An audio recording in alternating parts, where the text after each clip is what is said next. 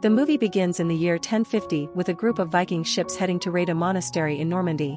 Despite the Mon's pleas, the Vikings forcibly enter a secret chamber, believing that it holds a valuable treasure. However, their assumption proves incorrect as they discover a wolf cub hidden behind a locked door. As compensation for the absence of gold and silver, the Vikings decide to take the cub with them to Norway, but by the time their ship reaches the Norwegian coast, all the men are killed by the wolf, which then escapes into the wilderness. The scene then fast-forwards 1,000 years, and we are introduced to the tale. Berg is a 17-year-old girl living with her family in the Norwegian town of Neo. The family seems to have recently moved here because, if her mother is transferred to the local police force, it will be revealed that her father passed away some months ago. Tale indirectly blames her mother for her father's death and does not get along well with her stepfather, Arthur. The only person she is still close with and cares for is her deaf little sister, Jenny. Tale receives a text message from her high school friend, Jonas. He invites her to a party in the woods near the bay along with other NBO youth. As a result, she informs her stepfather and sets off on her bicycle. Upon arrival, she starts conversing with Jonas. One of their fellow schoolmates, named Elin, who is the local mayor's daughter, becomes jealous of their closeness and takes Jonas away for a private talk. This makes poor Tale feel unwanted, so she decides to leave early. As she heads back, she stumbles upon Jonas and Elin talking in the woods by the bay. Suddenly, a dark creature attacks Elin, leaving her severely injured.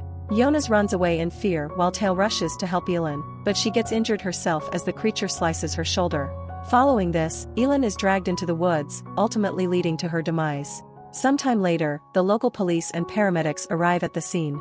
Jonas and Tale receive medical attention while the police force led by Tale's mother and police chief Ert start their investigation. They search for Elin but only find a blood-covered cell phone and a large, torn claw. Later that night, Liv researches the claw's characteristics on the internet, leading her to suspect that the creature may be a wolf. The next day, all the people who attended the party were questioned by the police, including Jonas and Tale as key eyewitnesses. However, they were completely unaware of what kind of creature attacked them.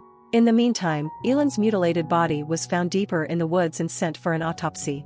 The examination reveals that something big attacked her, although it is still unclear if it was a wolf.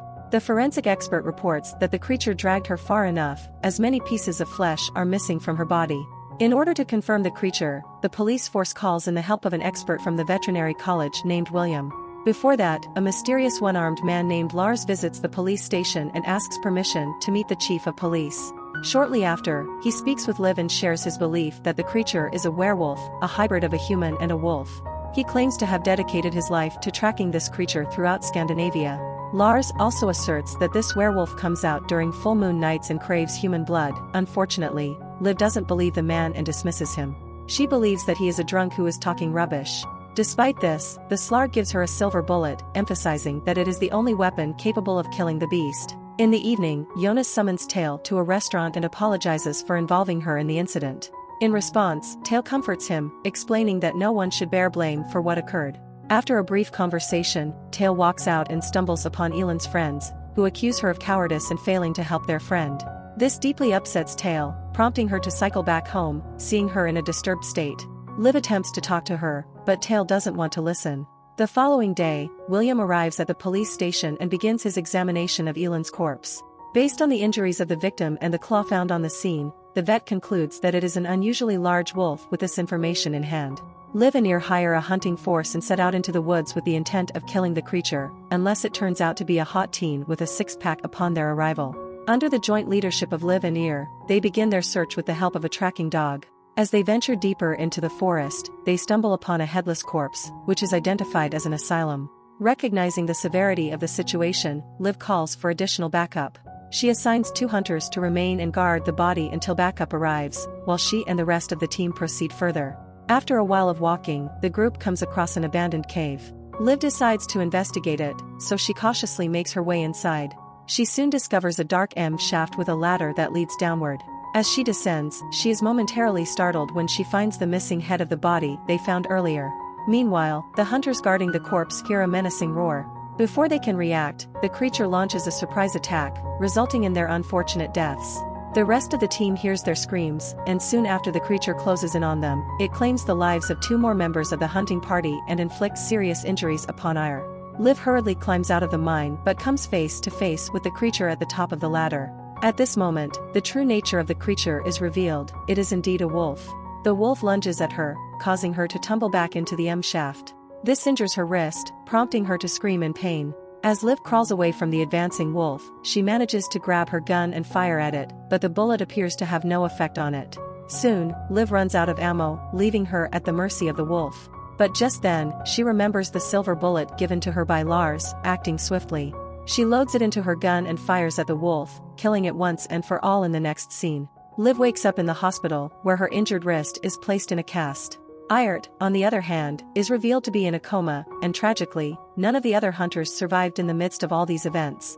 Tail begins experiencing peculiar dreams and visions, causing considerable mental distress. One day at school, her hearing senses suddenly sharpened, allowing her to hear even the sound of Jonas sketching with his pencil. This leaves her at her great unease, prompts her to hastily retreat to the restroom. Even there, she hears a crying voice coming from behind a restroom door. As she cautiously approaches to investigate, she encounters the apparition of the island, who accuses her of letting her die. However, the figure vanishes, revealing it to be her hallucination. Later that night, Tail experiences sleepwalking, but thankfully Jenny guides her safely back to her bed. The next day, William examines the wolf's body in the laboratory. After a thorough assessment, he informs Liv that the regular lead bullets she used had no effect on the wolf, despite hitting its heart and lungs. The only fatal injury inflicted upon the wolf came from the silver bullet, which she fired last. This revelation shocks Liv, and she realizes that it is indeed a werewolf. Nighttail receives a text message from Jonas asking if she wants to meet him. In response, she sneaks out of her house and meets him from a viewpoint as they converse. Tail confides in her friend about her recent unsettling experiences. She mentions that she has never felt this scared in all her life. Jonas attempts to comfort her, encouraging her to move on from the traumatic incident. He also reassures her that the threat has been wiped out. Their conversation gradually takes a romantic turn, and they end up sharing a romantic kiss. After a while, Jonas receives a call from his father, and he steps away to answer the phone. Ta has her gaze locked on the full moon, which traditionally triggers werewolf transformations. She starts feeling uneasy and eventually turns into a more animalistic version of herself, with sharp teeth and animal-like instincts. When Jonas returns to her after her call, he discovers her on the ground. Before she can warn him, she loses control and kills him. The following morning, Tail awakens in her house's garage and is scared to find blood smeared across her face. She also vomits up a piece of her friend's finger, indicating that she devoured him the previous night. However, she has no recollection of what transpired or what she did to her friend. Troubled by this, she heads to the viewpoint only to discover that the police are in the process of removing Jonas's mutilated body later. After an examination of the body, William concludes that the injuries sustained by Jonas are similar to those of Island, but it was caused by a smaller creature. Following this, Liv decides to seek additional information about werewolves from Lars. The latter explains that once a human undergo the transformation into a wolf, they no longer have any humanity left in them. The only way to break the curse is to put an end to the entire bloodline of werewolves. On the other hand, Tail realizes that she has now become a threat to everyone around her, so she makes the decision to leave. Unfortunately, while on the bus, the full moon breaks through the clouds, triggering her transformation into a full-fledged wolf tail. She then proceeds to attack the other passengers, which causes the bus to crash in a tunnel. Before long, Liv arrives at the scene and encounters survivors running away from the bus.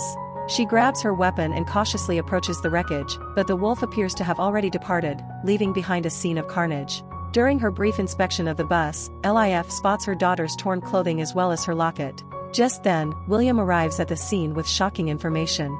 He explains that after analyzing the wolf's body, he has detected human DNA, which confirms that they are dealing with an actual werewolf.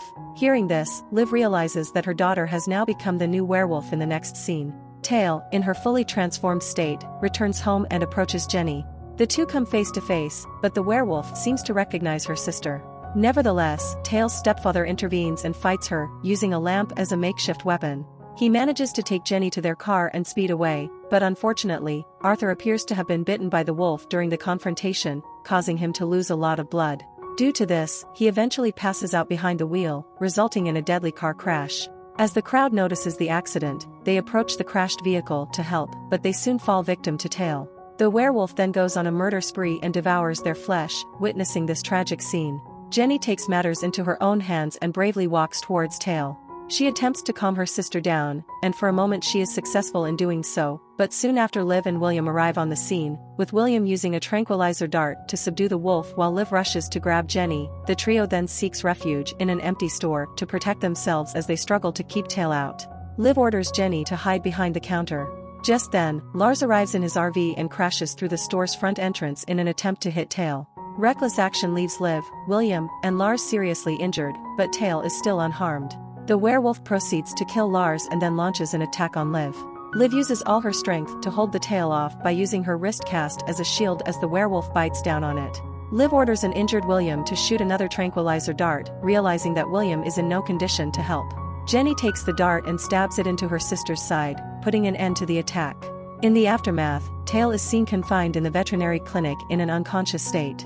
Liv pays a visit and apologizes to her for not taking proper care of her, but now that Tail poses a great threat, Liv reluctantly loads her gun with a silver bullet and places it against Tail's neck, and the movie ends here.